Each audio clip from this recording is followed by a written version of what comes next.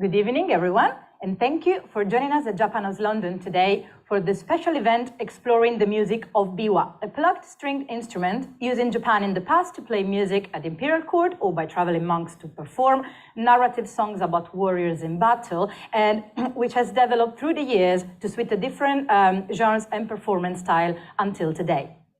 Today, in addition to our in-person audience here at Japan House London, we are also broadcasting to a virtual audience on Zoom, YouTube, Facebook, X, and LinkedIn. So a warm welcome to everyone watching us online. This event is being recorded, and a recording will be archived on our social media platforms later. Tonight's event is connected with a program of music by Japanese women composers, contemporary to feminist writer and anarchist Itō Noe, called On an Endless Road, Itō Noe and the Women Composers Over Time, which has toured the UK this March. We are delighted to welcome at Japan House London satsuma-biwa player Kubota Akiko for the special talk and performance exploring the history of biwa. Kubota-san will perform two pieces, one from her classical repertoire and one extract from a new work specifically written for her by British composer Francesca Le Lohé. During the event, Kubota-san will be also joining conversation by Le Lohé to discuss their artistic collaboration and illustrate why the life and work of anarchist feminist Itō Noe is the perfect subject for a new piece for biwa. Lastly, there will be an opportunity for guests to ask questions and also for those of you who are watching online on Zoom or social media. Kubota-san will be speaking in Japanese and she will be interpreted tonight by Kozue Etsuzen. Now, let me just introduce our speakers for the evening. Kubota Akiko is a satsuma-biwa performer from Chiba Prefecture. Her wide range of activities include performing narrative songs from the biwa's classic repertoire, collaborating with theater groups, playing contemporary music with instrumental ensembles, and featuring on anime and TV soundtracks. Through her work, Kubota aims to challenge perceptions and discover new modes of expression for the biwa. She has performed extensively across Asia, South America, and Europe, and performed Takemitsu Toru's concerto November Steps for biwa and shakuhachi with the Brussels Philharmonic and Shanghai Symphony Orchestra. She's a performing member of Ensemble Muramachi and Pro Musica Nipponia. Francesca Le Lohé is a composer active in Japan and the UK. Her operas include How Was It For You and The Key, an immersive, site-specific opera inspired by Tanizaki's novella, which was awarded the prestigious 2019 Keizo Saiji Prize. Her work has featured in festivals, including Sonorities, Tama Music and Arts, and the London Festival of Architecture. She has held artist residencies in Japan, Sweden, and the UK, and was a 2015 Daiwa Anglo-Japanese Foundation Scholar. Now, let's enjoy the first performance, and please join me in giving a warm welcome to Kubota Akiko.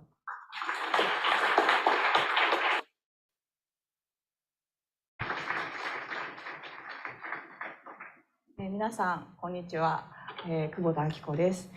これからまずビワというのがどういう音楽、どういう音色なのかをまず古典的な曲で聴いていただこうと思います。Hello everyone, my name is Akiko Kubota. Just want to have a few words about the music that I'm going to play. And it's about this classical song that I'm going to play right now. はい、大まかなシチュエーションはここに書いてありますが、扇の的という曲を弾きます。はい、少し詳しく説明しますね。You can read it here, and the song is Osugi Sakae. Let me explain a little bit further. はい、800年ぐらい昔の戦争の話です。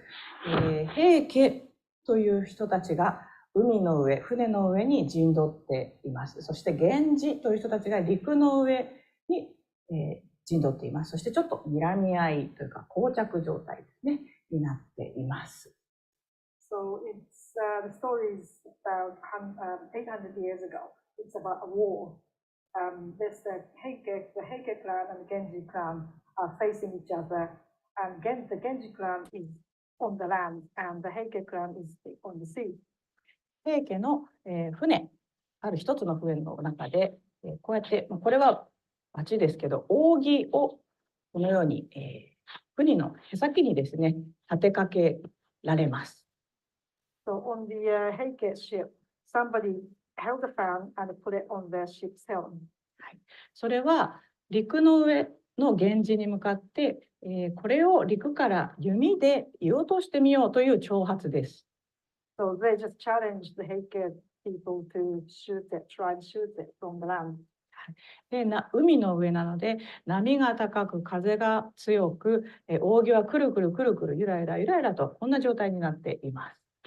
And it just was a wild day. The tide was high, wind was strong, so the fan was like swirling around just like that. はい、そこで呼び出されたのが源氏の侍の中の一人で、弓の名手の那須与一宗隆というお侍さんです。So the Genji clan called this master archer called Nasuno Yoichi Munetaka. 彼は15歳か16歳ぐらいの男の子、まだ少年です。And he was 15 or 16 years old. He was a boy. もし失敗したら、宗隆だけでなく源氏軍の恥になりますので、彼はもし失敗したら切腹して死ななければなりません。And if he failed, that would not just bring on the shame to himself, but on the entire Genji clan. And if he failed, he had to commit suicide. He had to do harakiri. そういった命がけのシーンで、那須与一宗隆はどうぞ私にお力を貸してくださいと言って、神に祈ります。So it was this life and death situation. So he prayed to God. はい、波が高く風が強く泳ぎイライラしてますよというシーンはとても激しく琵琶をかき鳴らし、那須与一が祈るシーンではそのように琵琶を弾きます。So when the tide is high, the wind is blowing, I would be playing vigorously. And when he's praying to God, I play calmly. はい、そして最後に与一が、宗隆が弓を引き絞って矢が飛んでいく様などはサウンドエフェクトのようなことを琵琶でしますので、ちょっと楽しみにしてください。So when Nasuno Yoichi Munetaka throws the ball and arrows flying, my biwa should sound like a sort of sound effect. はい、もちろん扇は言おうとされますので安心してください。And obviously, he would be successful. So yeah, don't worry about that. He's not going to die. はい、それでは、聞いていただきます。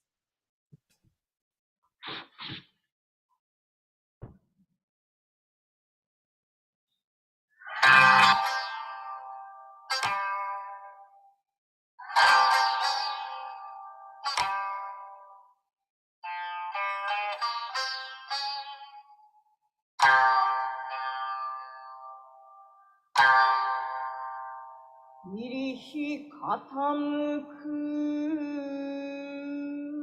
屋島がさっと乗りるる海の思い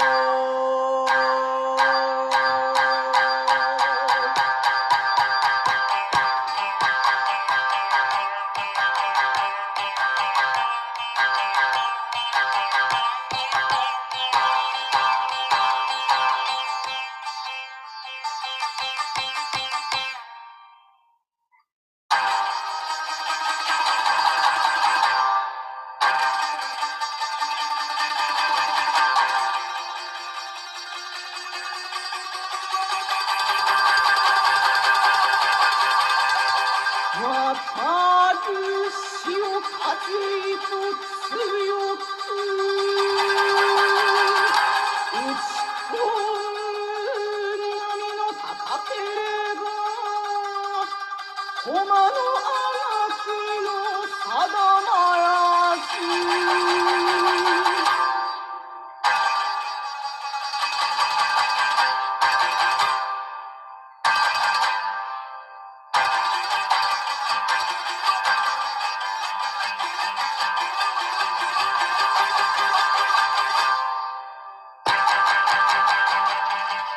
大海も風にたまらねばくるりくるりと打ち回り狙い定むるすべもなし。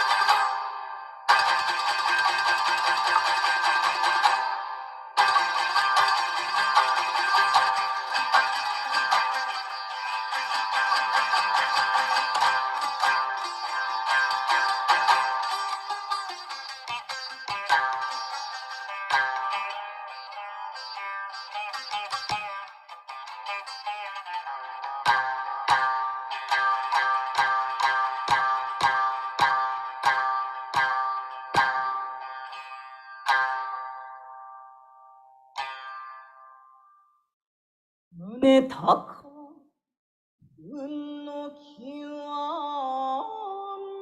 みかと眼を閉じて心を沈め南無八万大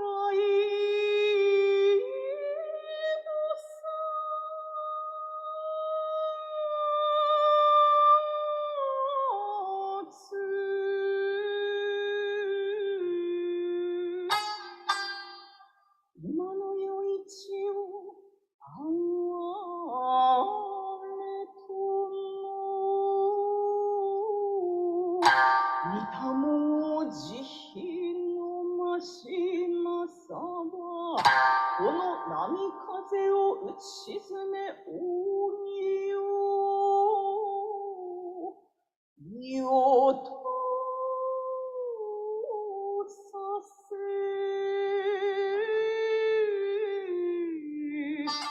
浜へや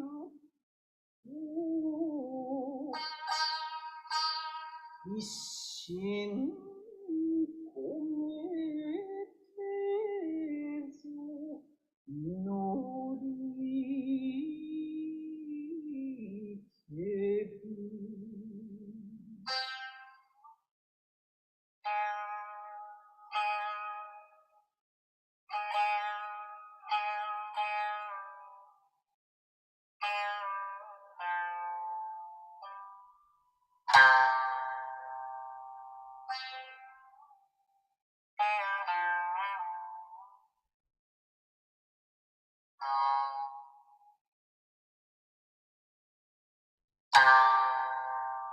念じ終わりてまなこば開けばさても不思議やな波風はたと静まりぬ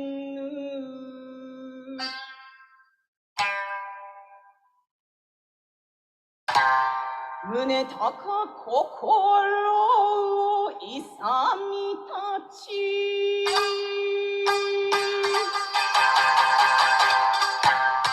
十二足三つ伏せのかぶらやをすまぐにして存抜き出し握りぶとなる重胴の弓につがえて引き絞り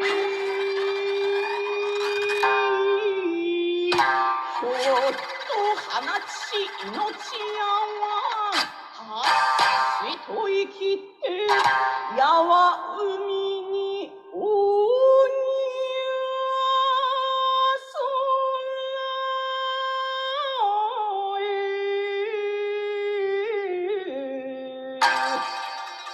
舞い上が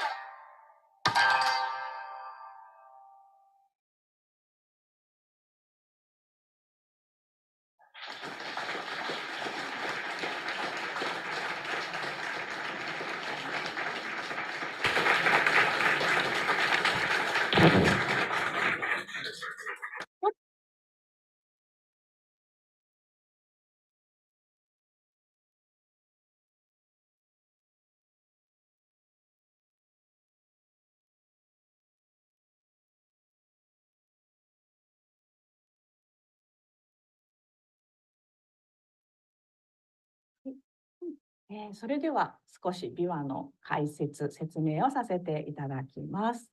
琵琶にはいろいろな種類があります。Right. Let me just talk to you a little bit more about biwa, the instrument. And there are several kinds of biwa. はい。皆さんから、左側にあるのが一番古い歴史を持った琵琶です。So the one you can see on your left is the oldest type. gaku-biwaといって、今から1200年ぐらい前からほとんど形を変えずに今もこのままの形で演奏されます。So it's called gaku-biwa, and it was created about 1,200 years ago. And we still play the instrument in the same way as they did all these years ago. ガガクという、日本の古いアンサンブルのスタイルの中で使われる合奏のアンサンブルのための楽器で歌を歌うことはありません。So it's used for gagaku, which is a Japanese classical ensemble music. And there's no songs with this biwa. で1200年ぐらい前は、貴族が演奏していたので、一般的な庶民や侍も、演奏しませんでした。貴族が演奏しています。王族、貴族が演奏していました。So 1,200 years ago, it was only the aristocrats or imperial family who played this kind of biwa. So no samurais played this, or ordinary people like us would never even sing it. そして、時代が少し、近づいてきて、heike-biwaというのが、出てきました。これがおそらく600年ぐらい前、700年ぐらい前だと思います。So this is a newer kind, heike-biwa, which is about 600, 700 years old. はい、これは平家物語という非常に長いお話を専門に歌う、語る楽器です。And this is used exclusively for Tale of the Heike, which is a really long story. はい、今聞いていただいた那須与一宗隆という人の話は、那須与一は源氏の人ですけども、平家物語の一部です。So the music I played for you earlier is a part of this Tale of the Heike.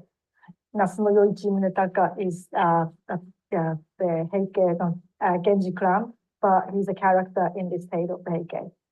琵琶にとって平家物語は非常に重要な物語です。So this story is very important for the biwa.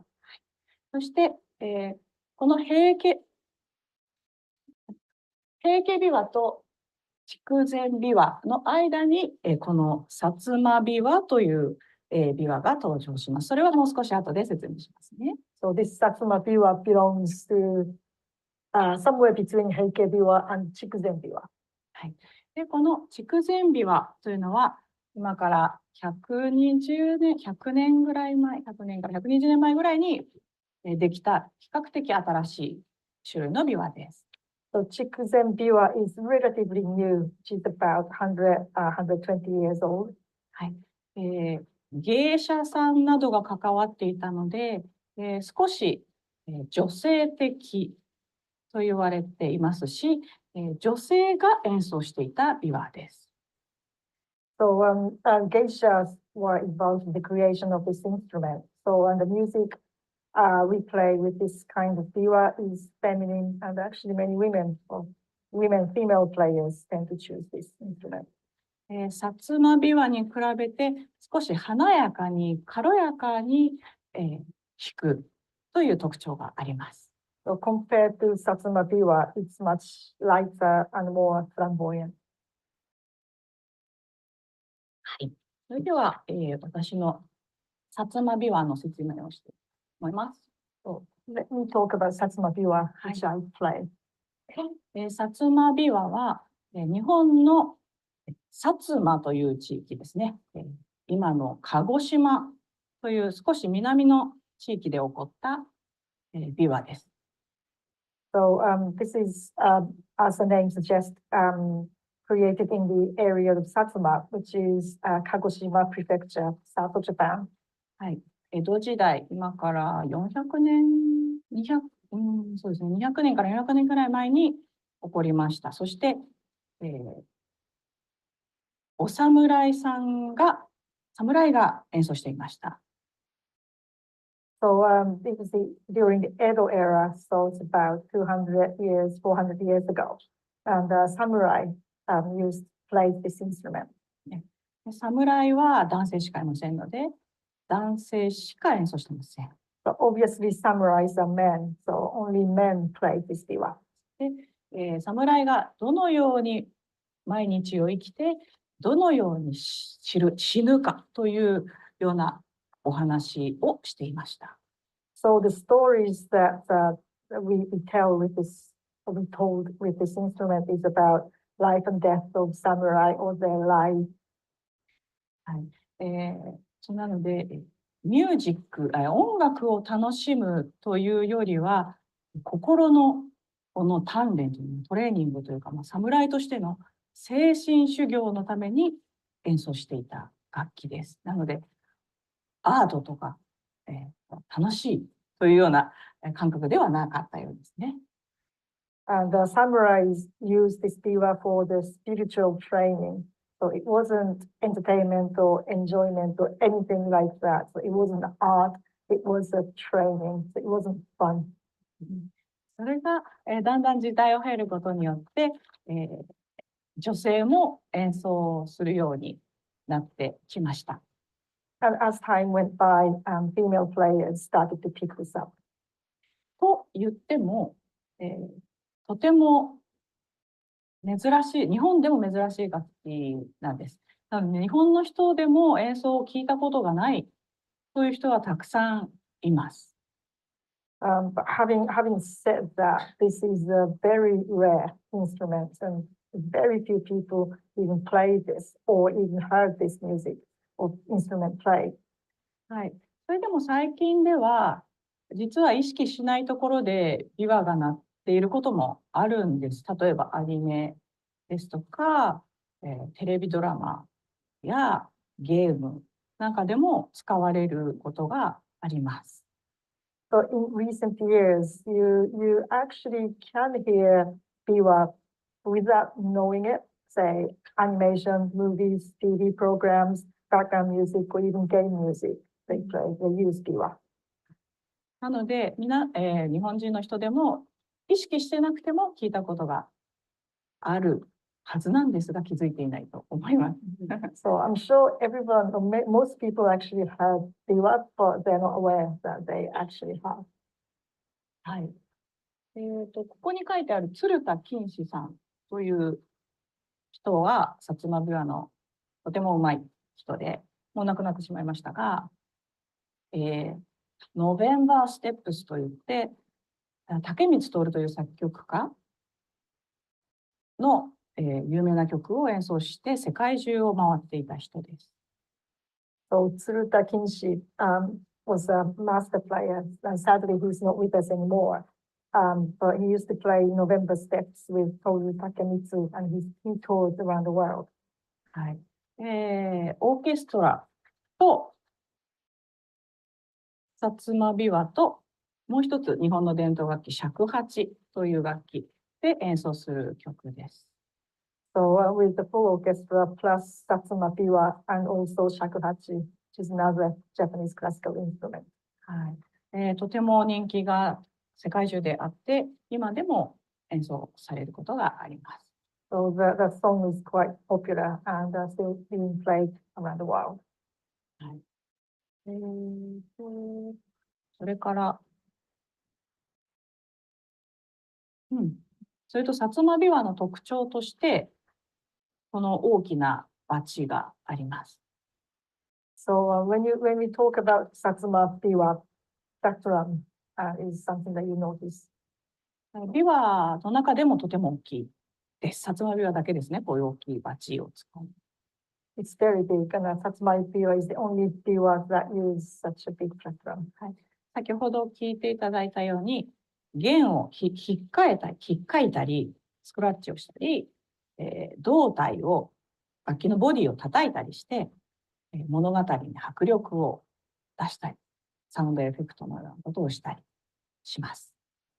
So we use this to scratch the strings and also beat the body of the instrument to create sort of a big sound effect.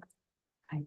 この見た目が特徴があるので、こちらがメインのような気がしますが、実はストーリー、歌がメインです。So the instrument is quite big and you notice it more, but what's important about biwa is the story. はい。ストーリーテラーというか、お話を、昔は、文字が読めない人たちが多かった時代に物語をいろんな街角で、歌って聞いてもらっていたというような、なんていうんですかね、吟遊詩人とかに近いんですかね、というような、性格を持っている楽器がビワです。So biwa players were like storytellers. So literacy wasn't great back in the day. So they're more or less like troubadours. So they told stories, sang stories in corners of the town or on the street.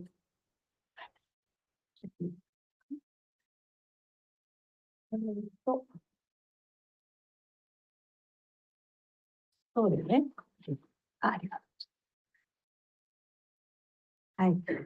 現代のビワの活動としては、先ほど聞いていただいたような平家物語のような古典的なお話ですとか、やはりでも薩摩琵琶は戦いの曲が多いですね。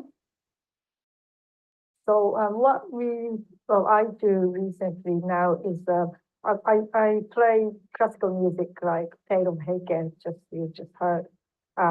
So in satsuma-biwa, most stories about battles and wars. はい。最近では作曲家の方に琵琶の曲を書いてもらうこともあります。ここに書いてある大藤倉さん、桑原優さん、クロード・ルドゥさんなど、日本だけではなくクロードさんのようにベルギーとかフランスとかで活躍している作曲家にも、書いてもらっています。And also I ask other songwriters to write songs for me. So you can see the names here, not just Japanese songwriters, but also like Claude, who's working in Belgium and France. それから人形劇ですとかコンテンポラリーダンスと一緒に、弾くこともあります。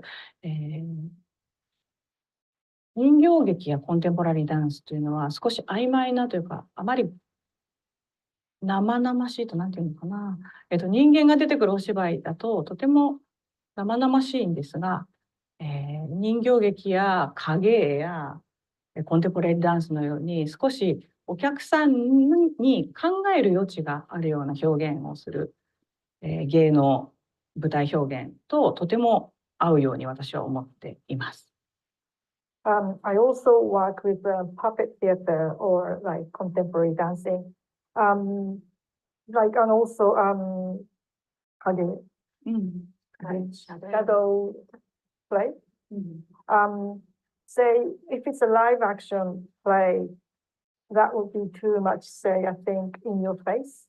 But these days, I'm like a puppet theater or contemporary dancing, that could leave the audience to space to think about. And I think biwa suits really well with that sort of vague style or ambiguous style. はい。そして先ほど申し上げたように、アニメやゲーム音楽で、最近では使われていることも多いので、多分出会っている方もいらっしゃるかもしれません。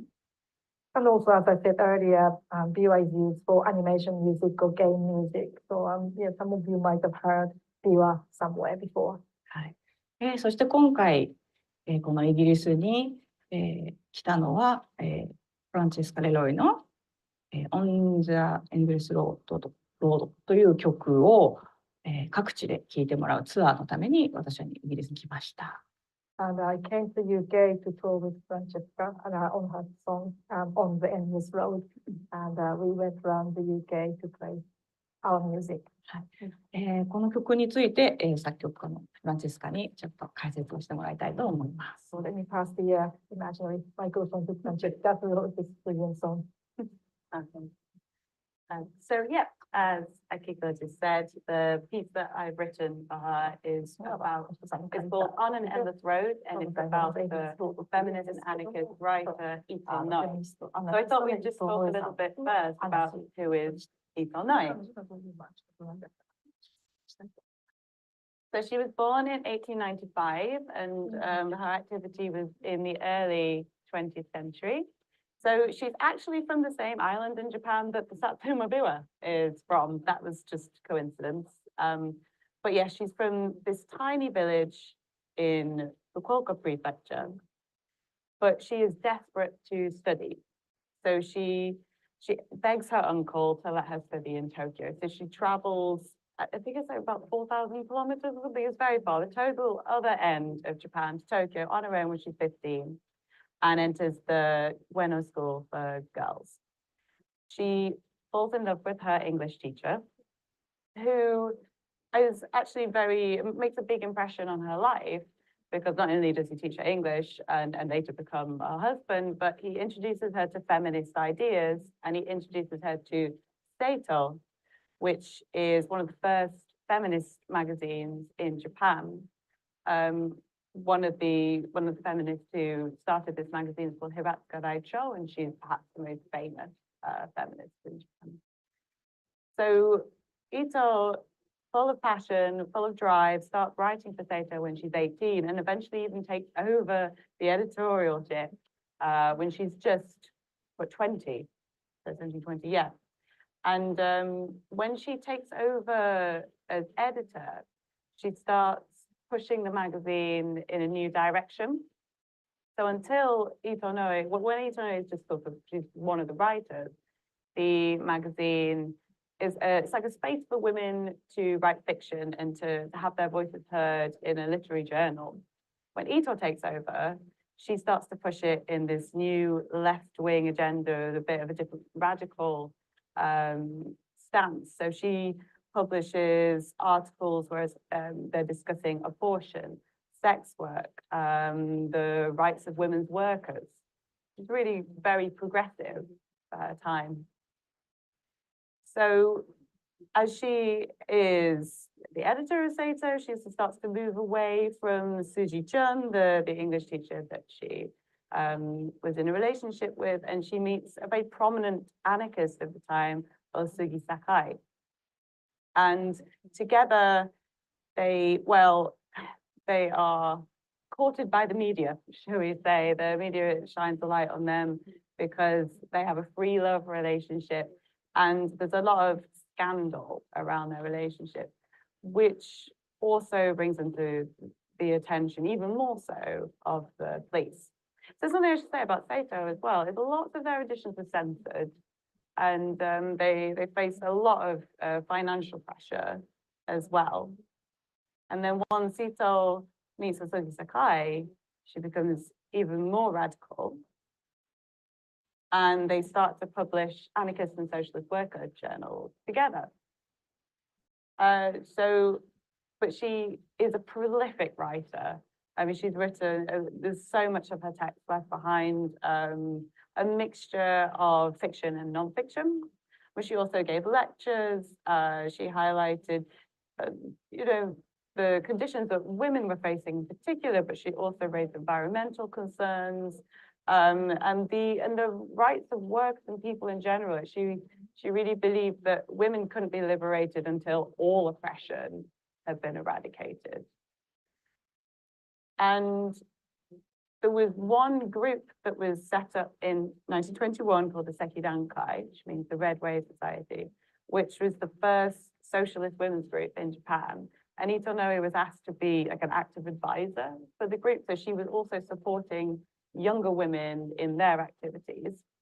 And it's really want to highlight this because at this point in Japan, women were banned like by law, not only of setting up or having any political organizations, but to even attending political meetings. So it's a really big step, I think, from these women at the time. So something that really attracted to me to Itō Noe is that through her writing and her activities, you can see that she was very passionate. She was dedicated to living freely and supporting others to do so. She lived by her word, so she wasn't like perhaps, well, some of the upper class, richer feminists that she criticized who didn't really know what it was like to be poor and to be oppressed by your workers and so on. She actually lived in the poorest areas of Tokyo along with the female workers. And she was really quite fearless and open to embracing different philosophies and new ways of thinking. She also had 6 children, and she was incredibly prolific. And this is incredibly like a firecracker of a life, which was tragically ended when she was 28. So in 1923, there was an enormous earthquake in Japan, which caused mass devastation. And there were vigilantes and military and police officers who sort of used the chaos after the earthquake as a smokescreen to get rid of any dissidents, anybody who'd fallen out of favor, anyone who was causing them problems. So within this chaos, Itō Noe, her partner, Osugi Sakae, and his 6-year-old nephew were taken into police custody and strangled.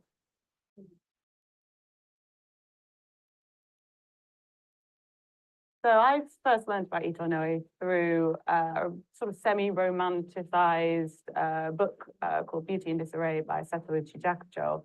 And then I did quite a lot more research about it because I was so interested. This is happening whilst I'm also studying satsuma-biwa myself. And just as Kubota-san said, on the satsuma-biwa, it's largely telling tales of warriors and battles. And I thought, about men, it's all about men, isn't it? And I was wondering, what about women, actually? And maybe women's battles, but in a slightly different context, not necessarily female samurai, but different challenges and fights that women have fought. And so then I thought, well, Itō Noe fought a lot of battles, and that's kind of how the ideas came together.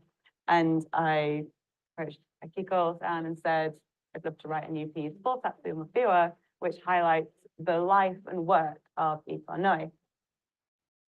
Another reason as well, and another reason for the whole concert tour was I felt that women's stories are largely underrepresented and have been silenced or sort of consciously forgotten. And you see now, I think, in museums and art galleries and places, that there are many attempts to redress the balance and to highlight the work of prominent female figures and artists and so on. So I hope that through this activity, I can, we can contribute to redressing this balance. So Akiko will be singing in my piece, and all the text is taken from Itō Noe's own words. And it's sung in the original Japanese. Now, Itō Noe never wrote thinking that it would become a song or a piece of music or even poetry. So it's not particularly lyrical writing. It's not got lots of imagery and metaphors so much. It's actually quite direct, which makes it great for the biwa because it is a storytelling mechanism, and the words that I think like Akiko sings in any of her pieces are, the message is coming to you very directly. So it seems to fit quite well. So I am the composer, but it has been a collaboration between the two of us to create this piece. So Akiko has been an amazing collaborator. I mean, seriously, could not wish for anyone better to be involved. And collaboration comes in lots of different forms, but I wanted Akiko to be involved from day one. So I told her the concept, I engaged her in the research process, and we both read lots of different things that have been written by Itō Noe, but also written about Itō Noe, as scholars and so on later on. Then we did select the text. I said, okay, maybe I want to focus on these things. I want to have a bit that focuses on early feminist philosophy, maybe a time at Seito. I wanted to show a bit of anarchist philosophy as well. And it's for the biwa, so, it's got to have a battle scene. But I didn't want that battle scene to be her murder, or some scandal, or I didn't really want to focus on the men in her life because I thought that might undermine Ito's story and undermine her work. And I really wanted to focus on her legacy, right, and her activities. So I decided on these things and spoke to Akiko, and then Akiko made the very good suggestion of, well, perhaps you should show something that's quite personal, a sort of perhaps a softer side in a way to Itō Noe. And she was saying the other day, actually, this is kind of because when she's singing these tales of the warriors, and it says the warrior that this is the war, they are preparing for it. They go to battle. And then there's this really violent scene and they die. And she was thinking, well, there must be a bit here where the warrior's really nervous or like unsure about what they want to do. They almost want to not go. And it's that kind of, that moment she would really like to show on the biwa. So I think that way of thinking also linked into with Itō Noe. So we found a piece that's from Itō Noe's diary, which she then published herself in Seito, but it does show this slightly more personal, everyday side to her life. Yeah, so we had quite a few meetings. We started online because I was living here, and Akiko was in Japan when we first started this collaboration. And then I went to Tokyo for about a month at the end of last year. And we did some really more intensive in-person sessions where I'd written about 70% of the piece before I turned up. And then we tried it out. And then over the period of about 3 weeks, we'd be like, oh, maybe we can do this. Oh, no, we can't do this. And just with a bit of back and forth and finish off the piece. And it was first premiered in December last year in Tokyo. And now it's amazing to have Akiko in the UK. We've just finished our UK tour, and there will be a video available online if you didn't catch it and you'd like to see it. But what you will be able to see today is a section from my piece. So my piece is in 3 movements. So the first movement, the titles are from the titles of Itō Noe's work that the text is from. So the first movement is showing more of feminist philosophy. The second movement is slightly more personal side that is saying, and Akiko today will be performing the third movement, which talks about the Seki Dankai, which is the Red Wave Society that went on one of these earliest labor marches in Japan. So I think when you're, yeah. Shall we welcome Akiko back to the stage?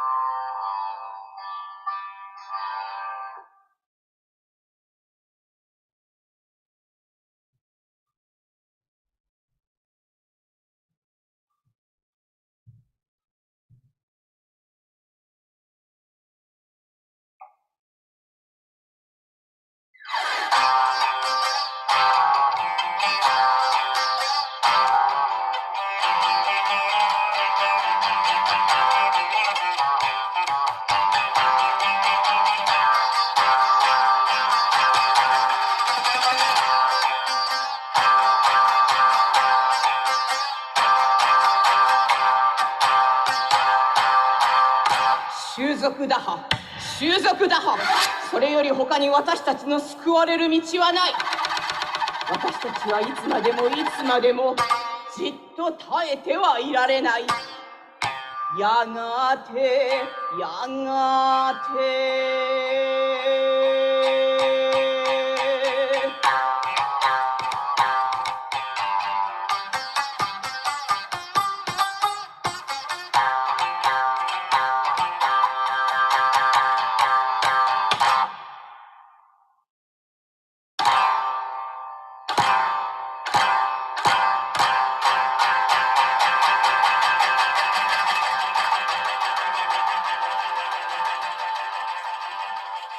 5月1日、警官がメーデーの行列に参加した婦人たちに対して働いた暴行。当日、上の西洋圏裏で積乱海員が巡査らに髪の毛をつかまれ、襟を捕らえられ、引きずられながら殴られ、蹴られしている光景。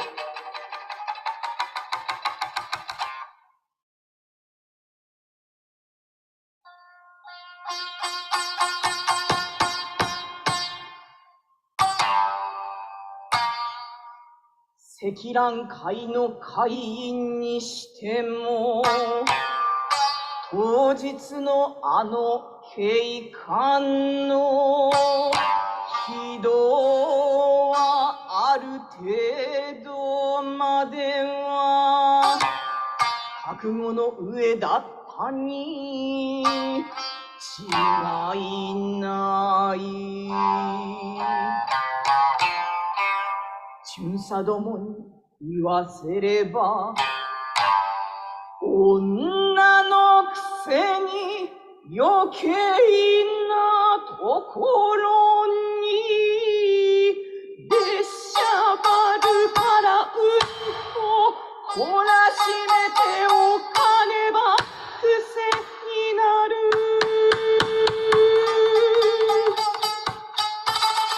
というに違いない。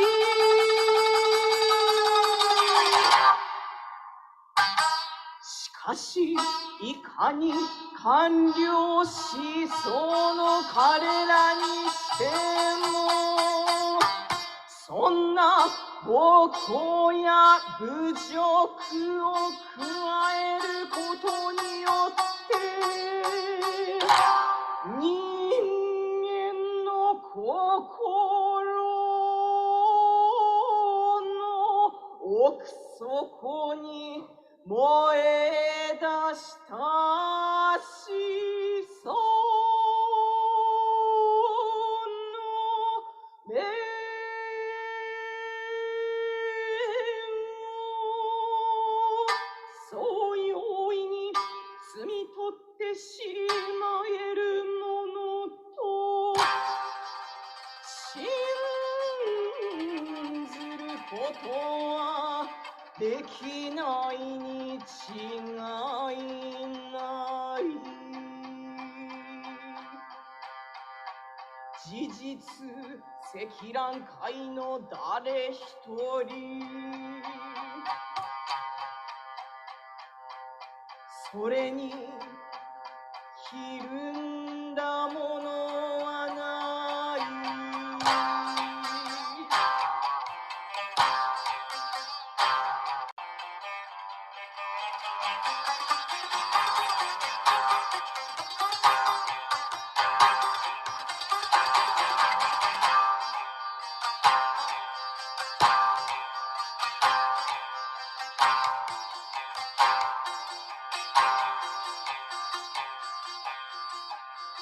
積乱海に対する圧迫も今後その活動につれていよいよ辛辣になるに違いないが、死生者らは婦人に対する侮辱のついでに婦人の欠点を抑くその考慮の中に入れておく必要のあることを警告しておく。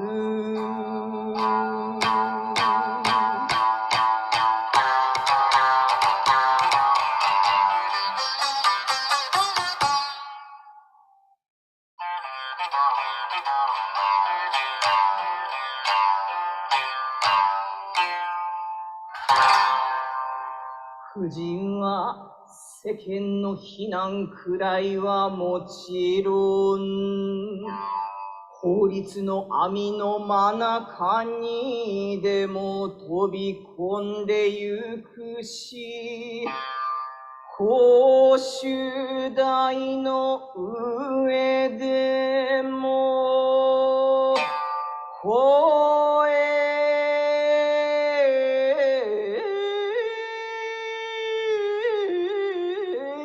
として上がりうるに違いない。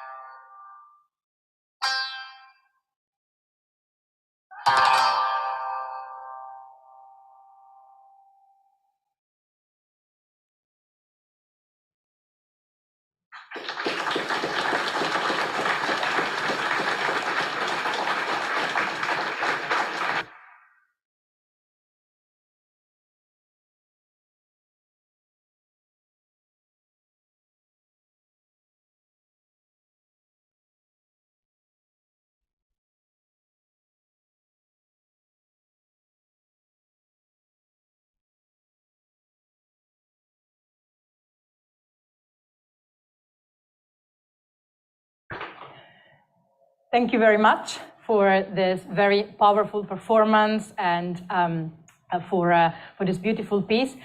It is really interesting. It came to mind, of course, to me that I'm a fan of Japanese cinema, the film Eros plus Massacre by Yoshida Yoshishige. It's an experimental film shot around 1969 that deals with the Akamasu incident, but from the perspective of Itō Noe's partner. So it is really great to see Ito's perspective brought to life and her story heard as well from her side. So thank you very much. We have time for some questions now. We have a couple of microphones. So please, if you have any question, you can raise your hand and a microphone will be passed to you. So please wait until the microphone gets to you so that also the people that are watching us online can hear your question. Is there any question? Okay, yeah, we have a few. So there is one here in the front. Wait for the microphone, 1 second. That's all right. Thank you. Where can you learn to play the biwa? Where did you learn to play the biwa? はい、私はテレビでビワを演奏している人を偶然2回連続して短い期間の中で2回連続見ました。それで、ビワを演奏してみたいなと思って先生をマスターを探しました。そしたら偶然比較的自宅に近いところに、とても若くて美しい女性の先生がいたんですね。それなのでそこの先生のお家に行って、お稽古レッスンを始めて1対1で教えてもらいながら、レッスンして弾けるようになりました。So I saw it on TV, and I saw someone playing biwa once, and then I saw another one, somebody else playing biwa again on TV, and I thought that's quite interesting. I want to try. I looked for a teacher. And coincidentally, there was someone near me, near my house. She was a beer master, young and beautiful woman. So I went to her house and had a one-to-one lesson. So she was my master and tutor. Thank you. I think this also answers a question that we received from Zoom by Aya Burbanks, who says, I'm from Satsuma, Kagoshima, and I'm so impressed by your powerful satsuma-biwa performance. And she was asking what made you want to play the biwa. So I think this answers this question as well. Do we have another question here? I saw a few hands before. Yes, we have another one here in the front. Please wait for the microphone. Yeah, I've got two questions. What are the biwa strings made of? できています。 Silk. Made of Silk. silk. Oh, They- wow. they are made of silk. Yeah, thank you. なので、演奏していたり、楽器を置いておくだけで、どんどん伸びたり縮んだりしてしまうので、音が狂って調弦が狂います。チューニングが狂います。なので、とてもチューニングが難しいですね。はい。So they expand, as you can imagine, expand or shrink really easily. So we have to keep tuning, and it's really difficult to tune them actually. Thank you. And will you collaborate again, do you think? The composer and the musician? You hope so. ああ、どうですか、フラン。What about you? Yes, please. もしやる機会があったら、またぜひ、ね、イギリスでもう演奏を聴いてもらえたら嬉しいです。Yeah, definitely. I'd love to do it, and I want to come back to the UK to play. Thank you very much. Do we have any other questions? Oh, there are a couple in the back. So there is a lady in the back over there, second row. Just wait a second. Yeah. Thank you. Thank you for the lovely performance. If you were to choose to play, is there a favorite moment in a day you would like to play biwa?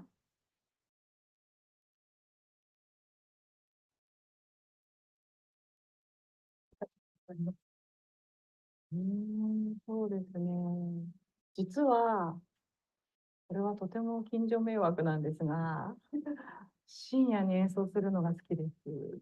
Actually, I'm sure my neighbors would hate me doing it, but I quite like late into the night. なぜなら、音がとても静かだからです。周りの音がですね、ほとんどしないので。Because it's so calm and quiet. So and also there's no noises. There are no noises from the surroundings. Thank you. Thank you.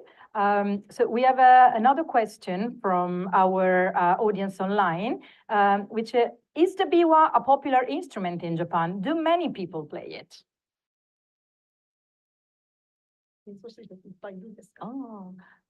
ビワはとてもレアな楽器で演奏している人がとても少ないです。おそらくプロフェッショナルとして演奏だけというか、プレイヤーだけの収入で生活している人はおそらく10人、20人いるかな、20人いるかなという感じだと思います。趣味で演奏している人もおそらく3000人はいないと思いますね。2000人ぐらいかなというような感じです。ちなみに、ビワを作っている職人さんとかビワのお店は、日本に1軒しかありません。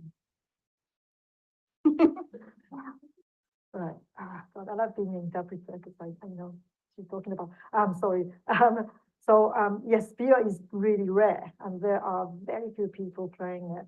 And so I think when you talk about professional players, I mean, by that I mean people who can actually earn their living.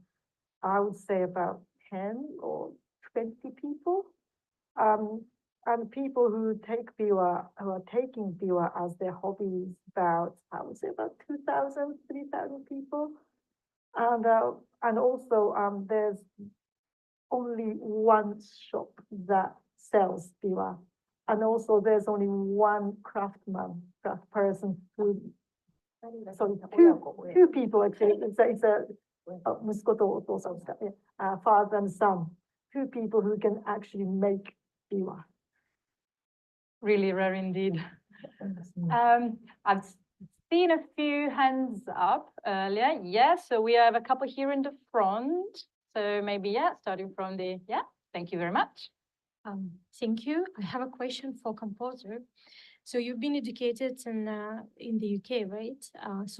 Is this the first piece you composed for the in Japanese tradition, or you did something before? And how hard was it? Because as I understand, this music, particularly, is very traditional Japanese one before Edo period, which doesn't have any European influence at all.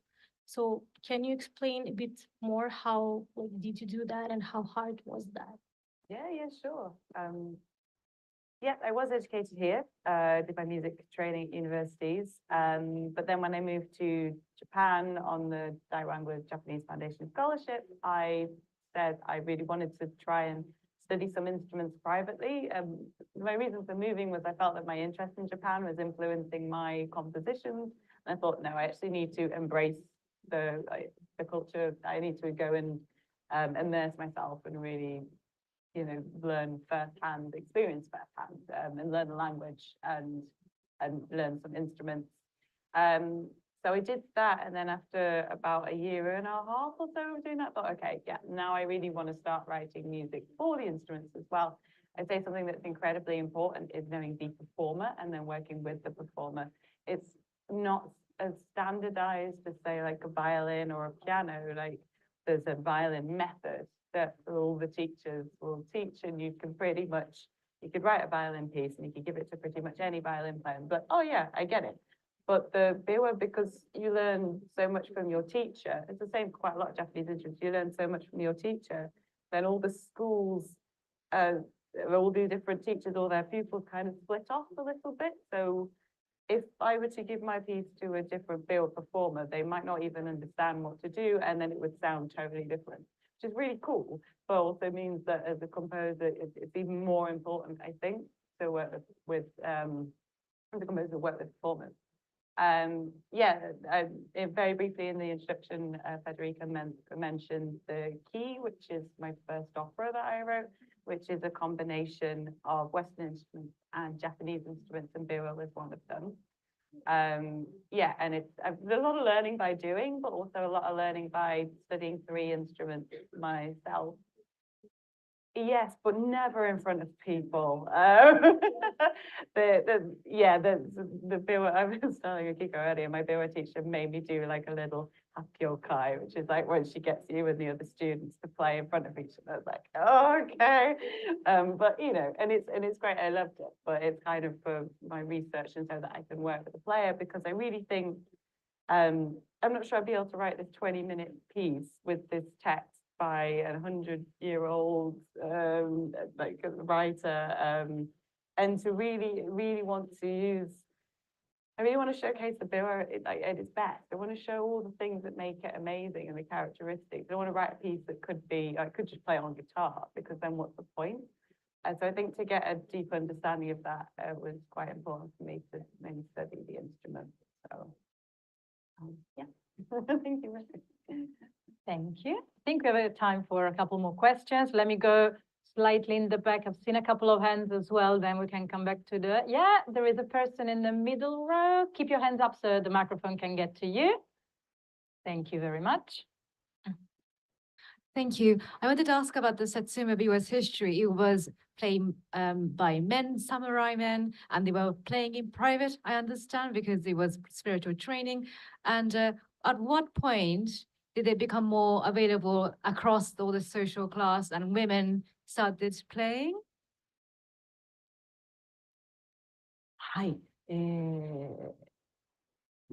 通説、一般的に言われているのが、薩摩でだんだん庶民の人も習えるようになりました。その後、明治維新というのがあって、日本で少し内部で改革があったんですね。その時に薩摩のお侍さんが京都とか江戸という、日本のその時の中心の地方に、進出していったんですね。薩摩の侍が京都とか江戸に出ていきました。その後、とてもこの琵琶が流行ったそうなんです。その時にだんだん一般の庶民やその後、女性も演奏するようになったと言われています。それがですね、おそらく世界大戦の少し前ですね、くらいですね、多分おそらく、第二次世界大戦の前ぐらいには女性の奏者もいました。はい。It's generally known as such. So in Satsuma, ordinary people started to learn how to play biwa. And then just before the Meiji era came, there was a huge social reform. And samurais went to Kyoto or Edo, Tokyo, and took biwa with them. And biwa became quite popular. And then people started to listening to biwa and started to learn biwa. And I think women started to pick up biwa around that time. And just before the World War II started, there were quite a few female biwa players. Thank you. I've seen a question here in the front, at the very front. Thank you very much. Yes? I think you look great in wearing kimono, and I wanted to ask you, my impression is your kimono represents a calmness, softness, and your obe represents passion and the strongness of women. Do you have particular taste of kimono and obe because I think costume creates a power when you perform.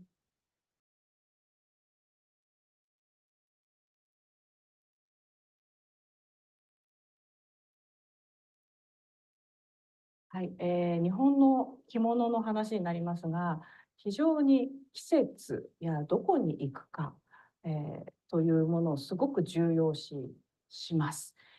これはおそらく冬に着る着物です。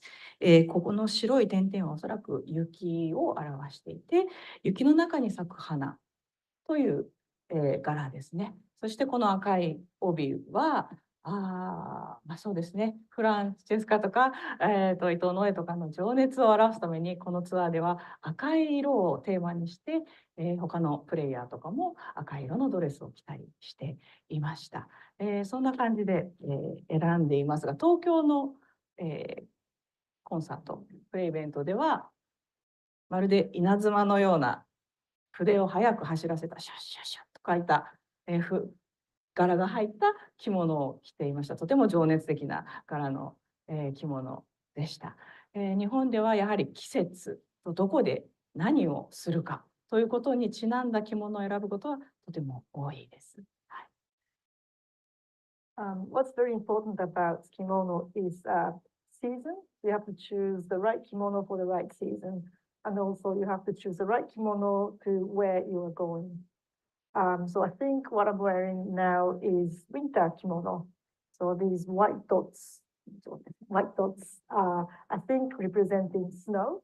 So these flowers are blossoming in the snow.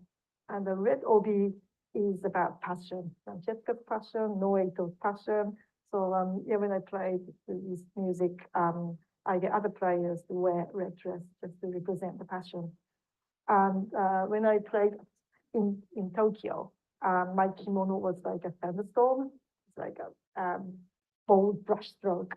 So again, represent the passion. So yeah, the kimono, with kimono, season is really important. Seasons are important. And also where you're going and also what you're doing. Thank you very much. And I think we have a question here. Thank you. So as you were saying, the biwa is very rare, and you also said that it's been in anime and games. So is the biwa being electronically kind of replicated, or is it like an actual recording of the biwa? Computer.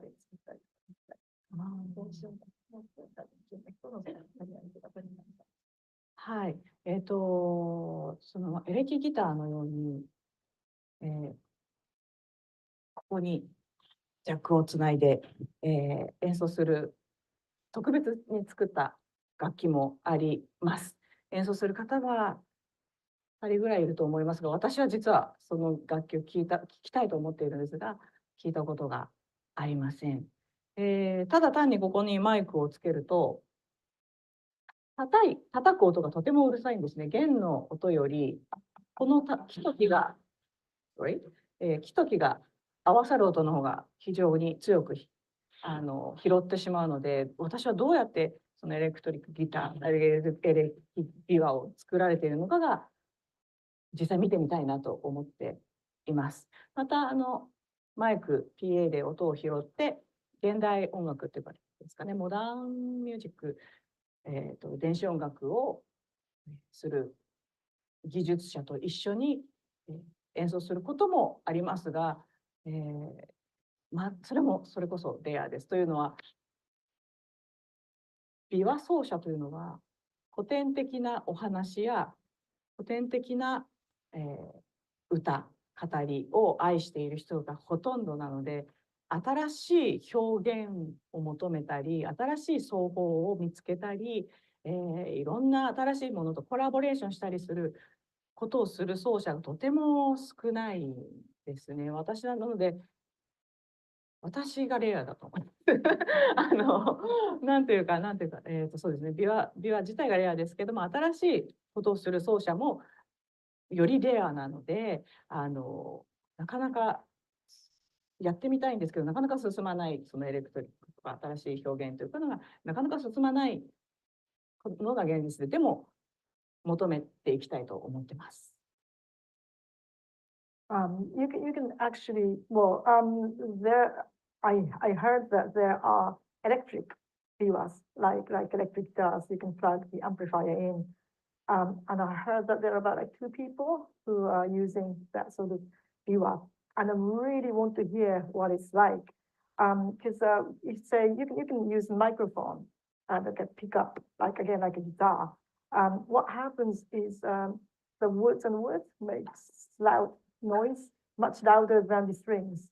So balancing the sound is really, really difficult. But I'm really curious about the electric biwa, just because I am. And I have worked with an engineer, or engineers who can use PA system, the microphone. But again, that sort of opportunity is really rare. Because biwa players would normally play classical tracks music, telling classical stories. So they're not necessarily seeking new expressions or new way of playing the instruments, or even collaborating with new musicians. So I think you could say that I am a rare species. But I really want to try something new constantly. I'm always looking for new sort of expressions, and I'm really willing to challenge that. But there are many players who are like that. Thank you very much. I know that there are a lot of more questions, but I think that's all we have time for today. So this concludes today's event, and please join me in thanking again Kubota, Akiko, and Francesca Le Lohé. There are some information here on their concerts. Thank you very much. Thank you, Kubota-san. Thank you, Francesca. And thank you also to Kazue Etsuzen for her interpretation. Thank you to everyone in the hall, and also thank you to our guests at home.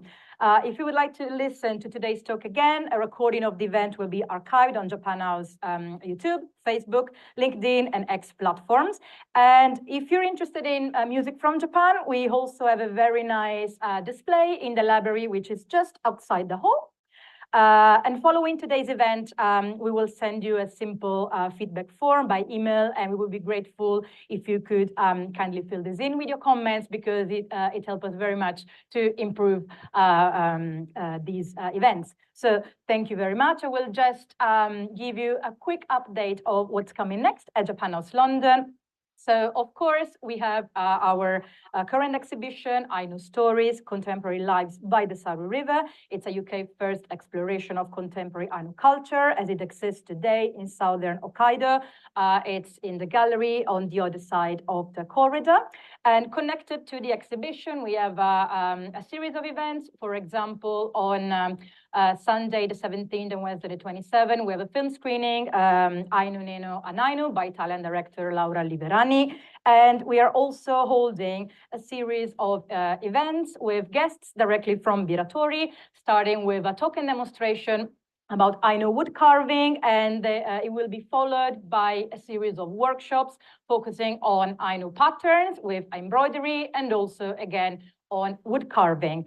Lastly, on the 18th of March, we are also having a live stream talk with a panel of experts to discuss how Japan, the UK, and other partners can work together to improve relations with the Global South. Thank you very much again for